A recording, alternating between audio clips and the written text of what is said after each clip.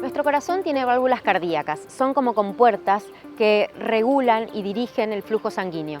Se abren para dejar pasar la sangre y se cierran para que la sangre no retroceda. Por distintas patologías, una persona puede necesitar reemplazar esa válvula natural por un dispositivo médico artificial. Aquí, en Misiones, médicos e investigadores están desarrollando un prototipo que puede revolucionar la medicina, ya que asegura durabilidad y biocompatibilidad. La historia es que yo soy cirujano cardíaco, todos los dispositivos médicos fueron ideados o mejorados por algún médico de diferentes especialidades, entonces no es la excepción, digamos. Hoy, cuando es necesario reemplazar una válvula cardíaca por su mal funcionamiento, se utilizan prótesis valvulares. Existen dos grandes grupos de prótesis valvulares hoy en el mercado, que son las biológicas y las mecánicas. Ambas tienen sus fortalezas y debilidades. Las válvulas biológicas, por tener una apertura central, un flujo laminar central y por estar fabricadas en un material biológico, los pacientes que la aportan no precisan tomar una medicación anticoagulante, pero como contrapartida a los 10-12 años comienzan a sufrir un deterioro estructural que hace que el paciente tenga que ser reoperado.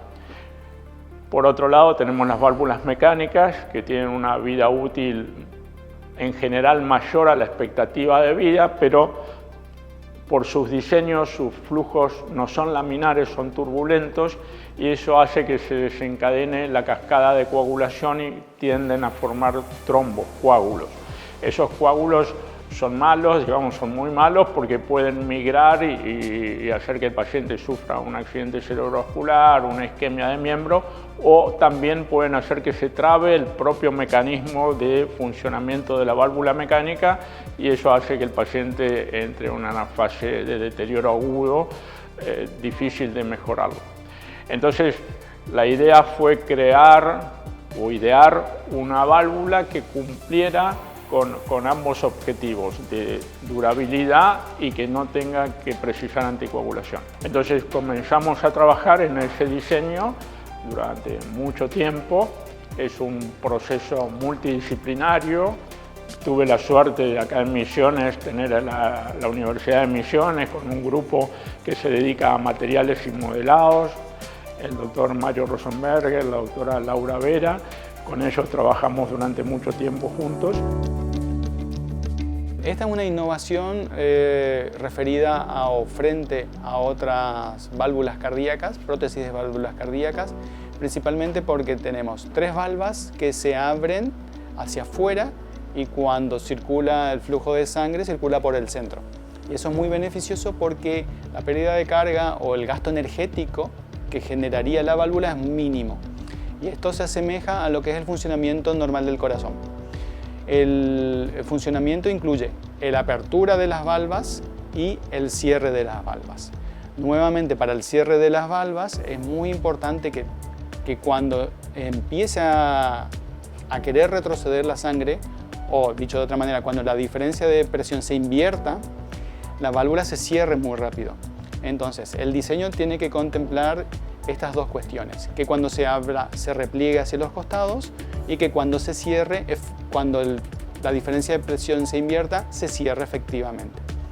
Entonces el diseño tuvo que elegir un eje de rotación muy cercano a la periferia y que mantenga lo que nosotros llamamos el momento de cierre con un valor significativo.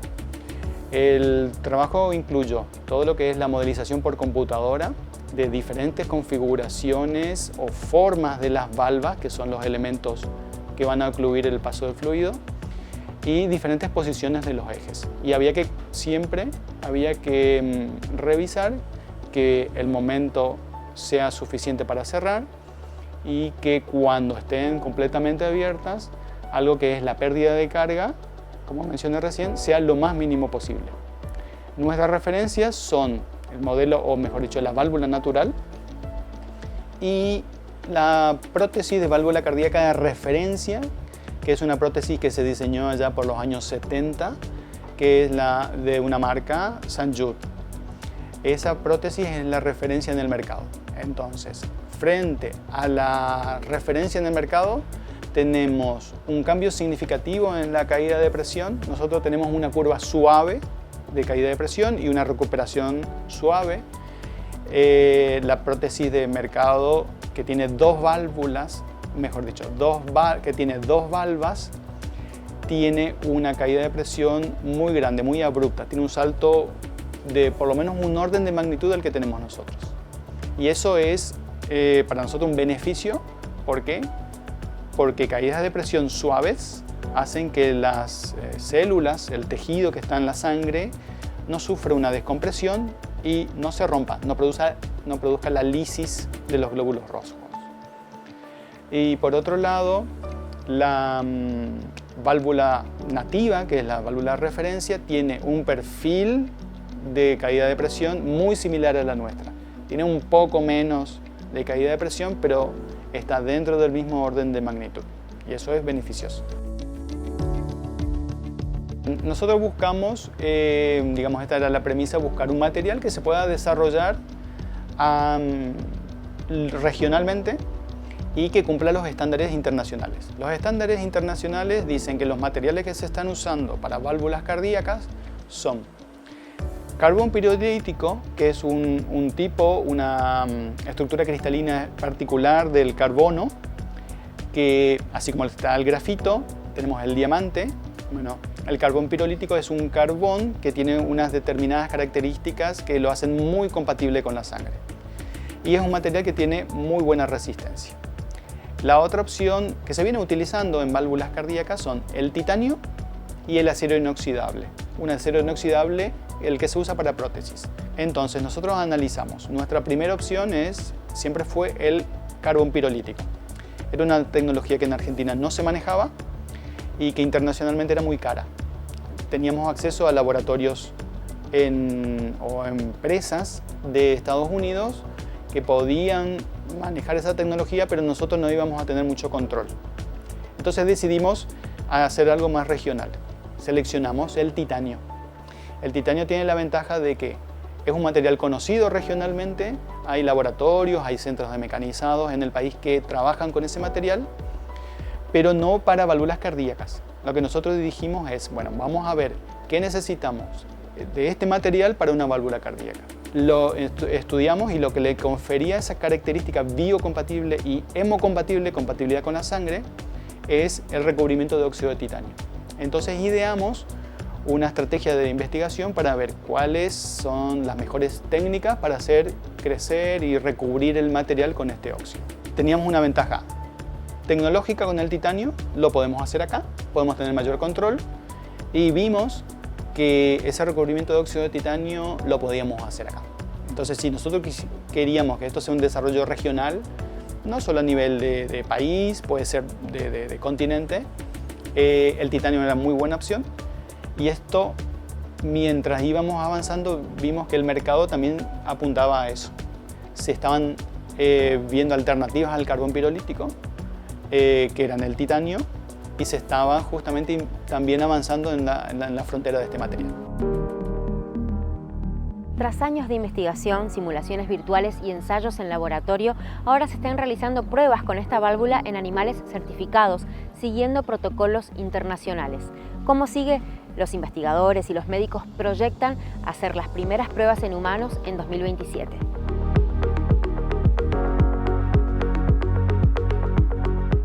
El titanio naturalmente tiene un óxido que es el que le confiere las propiedades de ser biocompatible, hemocompatible.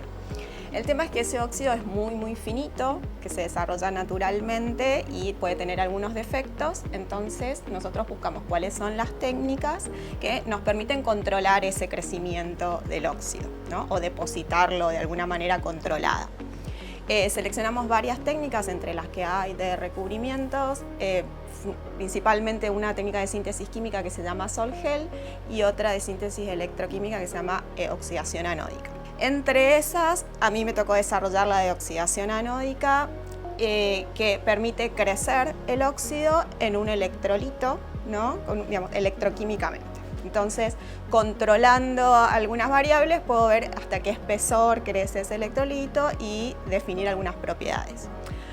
Para estudiarlo después pensamos en, digamos, a qué va a estar sometido ese recubrimiento. El recubrimiento es como la piel del material, entonces a qué va a estar expuesto para ver qué propiedades tenía que tener. Como es una válvula cardíaca, entonces va a haber flujo de sangre, entonces le medimos propiedades como resistencia a la erosión. El tema de la adherencia al recubrimiento era muy importante, también lo medimos.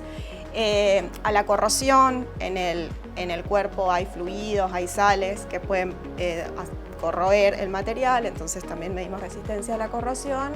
Y bueno, fundamentalmente la hemocompatibilidad. Para la hemocompatibilidad lo que hicimos fue como adaptar algunas técnicas con las que se miden la coagulación en sangre, más algunos parámetros para la evaluación de materiales. Y bueno, así entre toda digamos, la cantidad de recubrimientos que teníamos, que se crecen con distintas variables, vimos seleccionamos cuál era el mejor para la válvula. Nosotros hicimos todo este desarrollo con sustratos, digamos, con placas planas de titanio. El tema es que la válvula no es plana, por eso es que nos quedamos con la técnica electroquímica que no tiene efectos de borde, se llama. Entonces recubre completamente todo. Eso también lo evaluamos antes con unas muestras que le hacíamos perforaciones y demás para ver que cubra todo. Entonces estandarizamos esa técnica, siempre haciendo por duplicado o haciendo, digamos, hacemos la válvula y aparte otro control, ¿no? Para ver y medimos en ese otro control las propiedades. Entonces sí, hay todo un protocolo, primero de ver que el sustrato tenga las propiedades adecuadas y después recubrir. El recubrimiento tiene que ser muy liso para que no se formen coágulos, ¿sí? Entonces esa es una de las principales características con las que tenemos que, primero que el sustrato tiene que ser liso. Con esta técnica el recubrimiento crece a partir del sustrato y copia esa rugosidad, entonces de esa manera tenemos como recubrimientos lisos para que no se formen coágulos. Es un desafío, es mucho tiempo, buscar que alguien se entusiasme con la idea para poder apoyarla. Y bueno, tuvimos la suerte de que un grupo que apoya emprendimientos de alta tecnología y de alto impacto, que es el grupo CITES. CITES es una división de Sancor Seguros que se dedica a apoyar este tipo de emprendimiento. Bueno, con esos dineros conseguimos fabricar la válvula, que tampoco fue simple porque es un diseño muy lindo, que nos gusta mucho, que va a funcionar muy bien o está funcionando muy bien, pero la fabricación es bastante complicada. Entonces nos costó mucho buscar gente que la pudiera fabricar. Conseguimos una empresa en Barcelona y bueno, con ellos trabajamos, fabricamos las válvulas, seguimos adelante, hicimos las pruebas que piden los entes regulatorios, comenzamos a hacer las pruebas que exigen los entes regulatorios. Es una prueba que se llama in vitro, en laboratorios que están validados, en general están validados por la FDA, que es el ente regulatorio americano. Se hacen pruebas hidrodinámicas con la válvula física, eso quiere decir que la válvula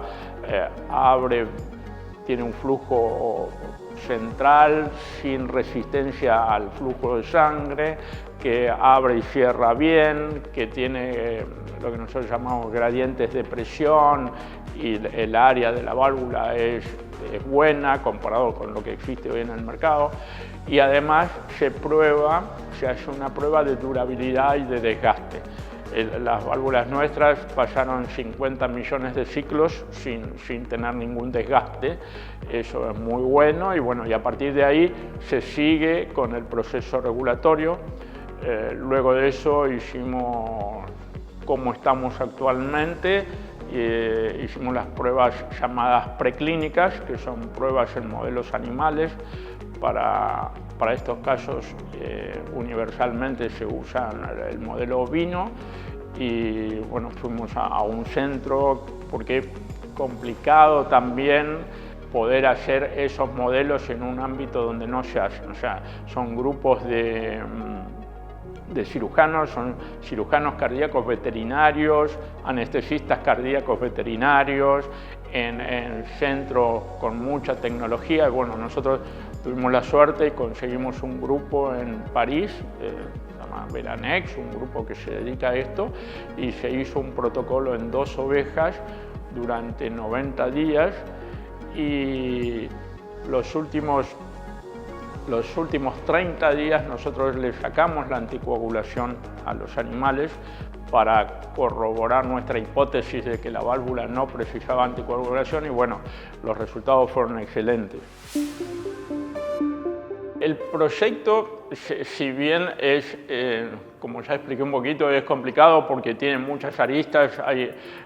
Hay que conseguir dinero para poder seguir adelante, hay que conseguir gente para poder armar el grupo que la lleve adelante. Siempre lo hicimos porque yo siempre estuve convencido de que iba a funcionar. O sea, yo vivo la cirugía cardíaca, yo vivo los problemas de la cirugía cardíaca. Pensé que esto podía ser una solución para mucha gente, que si realmente funciona lo va a hacer, porque los pacientes no van a tener que reoperarse a lo largo de su vida y no van a tener que tomar una medicación que les disminuye la calidad de vida. Entonces, siempre estuve convencido de que iba a funcionar y por eso seguimos adelante, y pasó a ser parte de mi vida, obviamente, porque el trabajo es constante.